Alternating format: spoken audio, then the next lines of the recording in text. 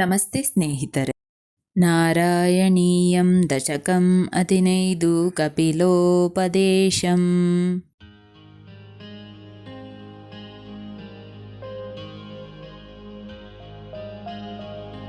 ಮತಿರಿಹಾ ಗುಣಸಕ್ತಾ ಬಂಧಾ ಕೃತೇಷ್ವಸಕ್ತಾ ತ್ವಮೃತಾ ಕೃತು ಪರುಂದೇ ಭಕ್ತಿಯೋಗಸ್ತು ಸಕ್ತಿಂ ಭಕ್ತಿಯೋಗಸ್ತು ಸಕ್ತಿಂ ಮಹಾದನುಗಮಲಭ್ಯ ಭಕ್ತಿರೇವಾತ್ರ ಸಾಧ್ಯ ಕಪಿಲಾತನುರಿತಿ ತ್ವಂ ದೇವಹೂತ್ಯೈನ್ಯಗಾದಿಃ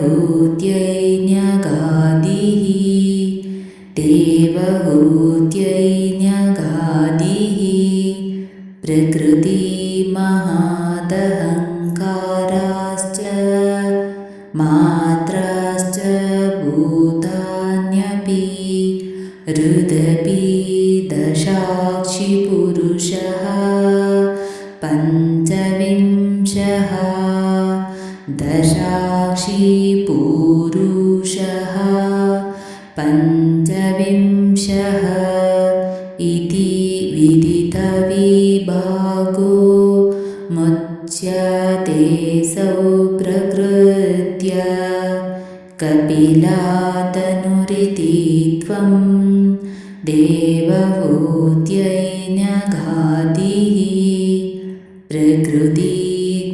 ಪ್ರಕೃತಿಗತಗುಣೌಘೈ ನ್ಯಾಜ್ಯತೆ ಪುರುಷೋऽಯಂ ಯದಿ ತು ಸತತಿ ತಸ್ಯಾಂ ತದ್ಗುಣಾಸ್तं ಭಜೇರನ್ ಮದಾನುಭಜನಾದತ್ವಾ ಲೋಚನೈ ಸಾಪ್ಯಪೇಯಾತ್ ಕಪಿಲಾತನುರಿತಿ ತ್ವಂ ದೇವಹೂತ್ಯೈನ್ಯಗಾದಿಃ ದೇವಹೂತ್ಯೈನ್ಯಗಾದಿಃ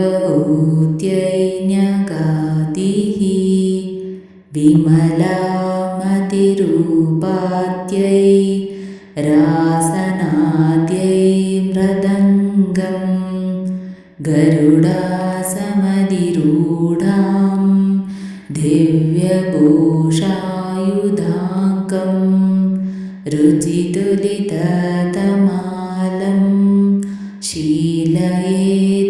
ಶೀಲಯೇತಾನುವೇಲಂ ಕಪಿಲತಾನುರಿತತ್ವಂ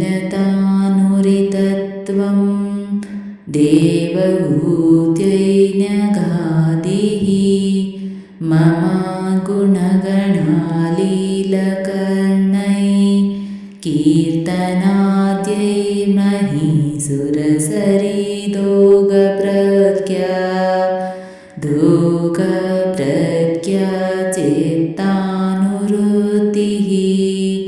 ಭವತಿ ಪರಮಭಕ್ತಿಃ ಸಾಹಿ ಮೃತ್ಯೋರ್ವಿಜೇತ್ರಿ ಕಪಿಲಾತನುರಿತಿ ತ್ವಂ ದೇವಹೂತ್ಯೈನ್ಯಗಾದಿಃ ದೇವಹೂತ್ಯೈನ್ಯಗಾದಿಃ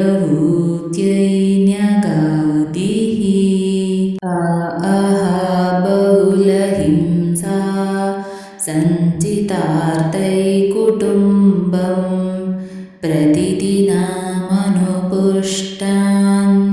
ಸ್ತ್ರೀಚಿತೋ ಬಾಲಲಾಲಿ ವಿಶತೀಃ ಗೃಹಸಕ್ತೋ ಯಾತನಾಮಯ್ಯಭಕ್ತಃ ಕಪಿಲಾತನುರಿತಿ ತ್ವಂ ದೇವಹೂತ್ಯೈನ್ಯಗಾದಿಃ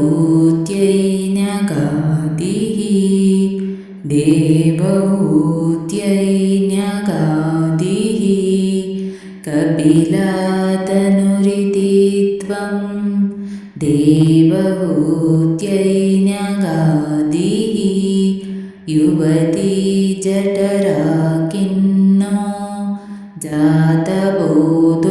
ಜಾತಬೋಧೋऽಪ್ಯಕಾಂಡೇ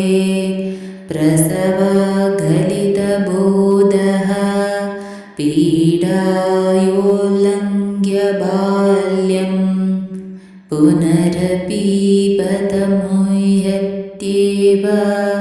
तारुण्यकाले कपिलतनुरिति त्वं देवहूत्यैन्यगादिः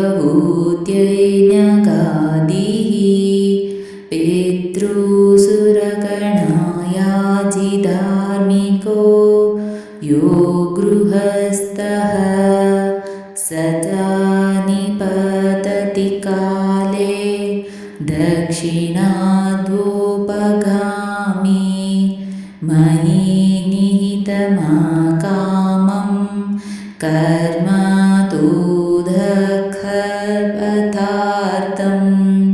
तूदक्वथार्थं कपिलतनुरितत्वं देवहूत्यैन्यगादिः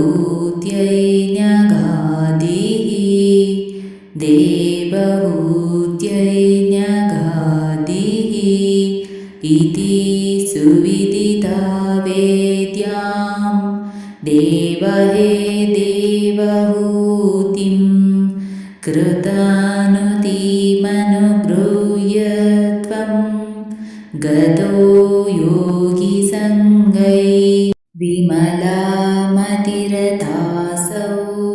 भक्तियोगेन मोक्ता त्वमपि जनहितार्थं वर्तसे प्रागुदीच्यां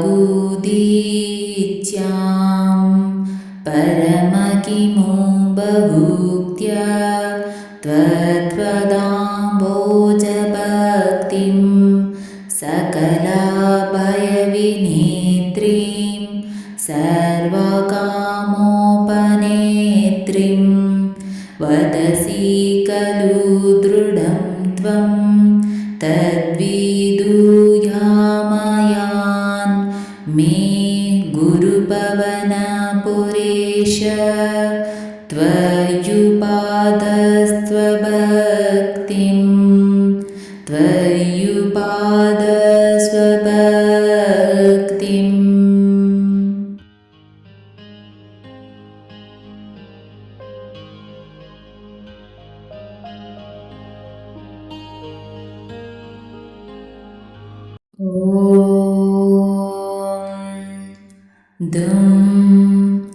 दुर्गायै नमः।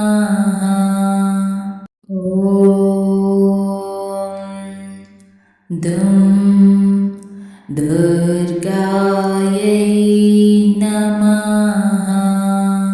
ಸ್ನೇಹಿತರೆ, ಈ ವಿಡಿಯೋ ಇಷ್ಟವಾದಲ್ಲಿ ಲೈಕ್, ಶೇರ್ ಆ್ಯಂಡ್ ಕಾಮೆಂಟ್ ಮಾಡಿ. ಮುಂದಿನ ವಿಡಿಯೋಸ್ಗಳಿಗಾಗಿ ಚಾನಲನ್ನು ಸಬ್ಸ್ಕ್ರೈಬ್ ಮಾಡಿ. ಧನ್ಯವಾದಗಳು.